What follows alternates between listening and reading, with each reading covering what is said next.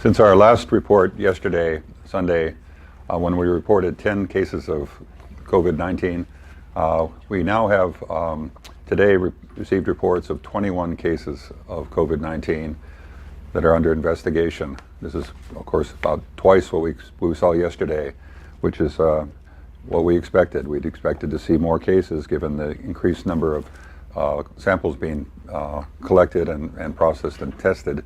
But it does indicate that the virus is still a significant threat to Hawaii, of course.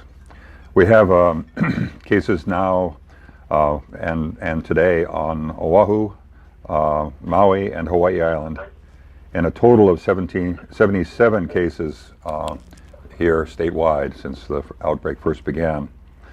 Of the 77 total cases, the majority are on Oahu.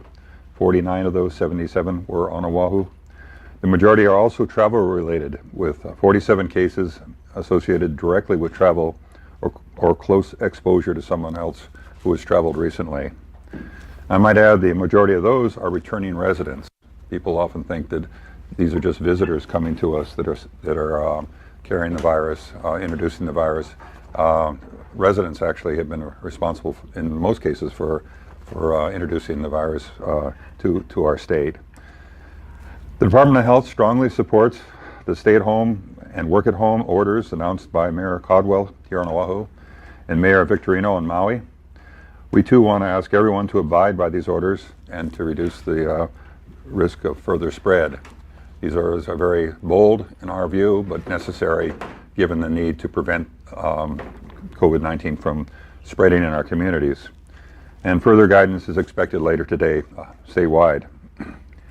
It's important to note that stay-at-home orders, social distancing protocols, and everything else that's being done to bring this pandemic under control are directly related to the ability of the hospitals and healthcare providers to handle the anticipated increase in patients to our hospitals and medical facilities, and to safeguard public health. We want to keep the incidence of the disease down to a point where our healthcare system can handle cases that we expect will occur. A major challenge now is to be sure that as we've closed our doors, that we're not allowing the disease to spread within our community. And most of the mitigation actions being taken by the counties and restricting activities, essentially a stay-at-home, work-at-home order, as it would apply to everyone, are to keep the disease from spreading, to maintain that social distancing. And that is really the main objective of this, to keep people from spreading the disease from one person to another. I think if we can deal with the issue on both fronts, to keep the disease from being introduced, and if it has been introduced, to keep it from spreading, we're going to be in good shape here, as good as we can be. And we urge that everyone be very vigilant about maintaining social distancing. Take it seriously. We all see what's happening in New York and these other countries where hospitals are being stressed and people are literally dying because they can't get the health services they need. We don't want that to happen here. Okay, Dr. Anderson, Dr. Park, thank you. First question from the Honolulu Star-Advertiser.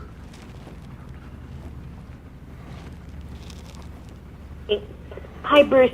President Trump just said that he's considering reopening the country within weeks, not months. And you had said recently that this is not a weeks-long thing, but maybe months. I mean, how would this affect our community? We're trying to close it, but he just said it today that he is thinking about reopening shortly.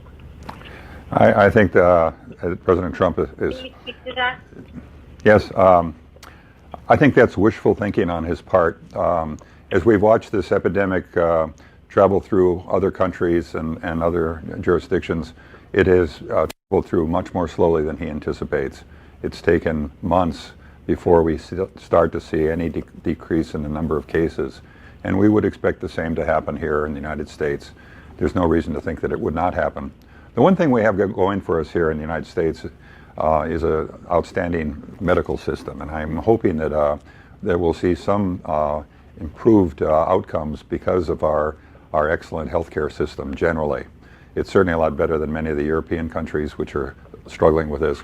Nevertheless, we're looking at a period of many months, not a few weeks, before this epidemic is likely to turn and where we can start relaxing our actions to prevent its spread.